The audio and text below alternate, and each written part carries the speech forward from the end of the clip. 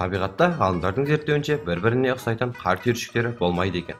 Себебі әр қар түйіршіктері өзіне тән қысым, температурамен әсер етуші факторлардан ерекше болып жаралады екен.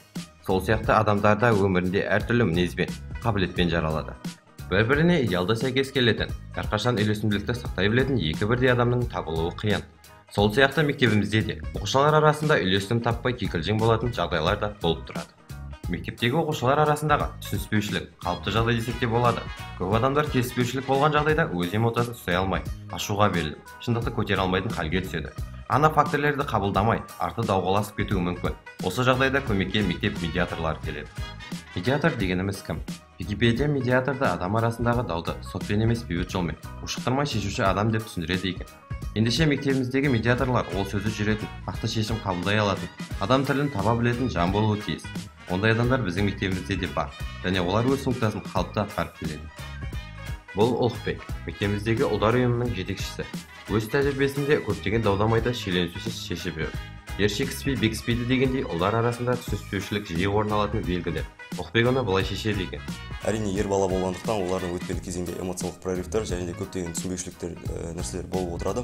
Сондықтан да біз оларды алдын алу үшін көбінесе мектеп психологтары, тәрбиелеушілер және көбінесе мектеп инспекторларымен жеке беседа немесе көптеген жиындар жасап отырамыз.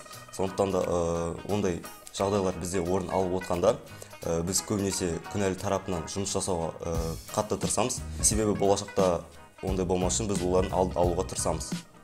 Мектеп ішінде оқушылар арасындағы түсініспеушілік, кикілжіңдерді мектеп парламенті ұжымы ретінде түрлі зерттеу жұмыстарын жүргізген болатынбыз.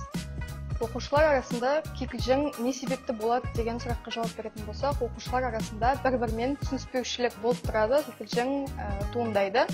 Ол кикілжіңді шешу жолдары түрлі ойындар арқылы, психологиялық, түрлі тренингтер арқылы және оқушымен жеке жұмыс өткізіп, түрлі сауалнамалар алу арқылы шешуге болады. Кикілжіңнің негізгі шығу себебі мектептегі ол оқушылардың арасындағы біріне-бірі түсініспеушілігінде, бірін-бірін түсінбеуінде, әркім өзінің ойын ғана дұрыс деп есептеуінде болып табылады. Тура биде туған жоқ дегендей, біз жастарға, яғни оқушыларға барынша әділетті шешім шығаруға тырысамыз, әділетті бағалауға, әділетті орындар беруге, мысалы жарыс ұйымдастыратын болсақ та. Сол себепті біздің мектепте ешқандай ондай қиындық жоқ десек болады. Себебі бізде әрбір парламент мүшесі медиатор деп айтсақ болады. Егер де олар шеше алмаған жағдайда әкімшілік қызметкерлері өте жоғарғы деңгейде медиациялық қабілеттері бар. Солар осы проблеманың бәрін шешіп отырады. Ұрыс болса, ырыс қашады демекші, кез келген ұрыстың оң шешімін шығаратын медиаторлық қасиет әрбіріміздің ойымыздан табылсын деп тілейік. Уәлиханов ТВ, 127-ші мектептен тікелей репортажбен болған елеусіз Досжан.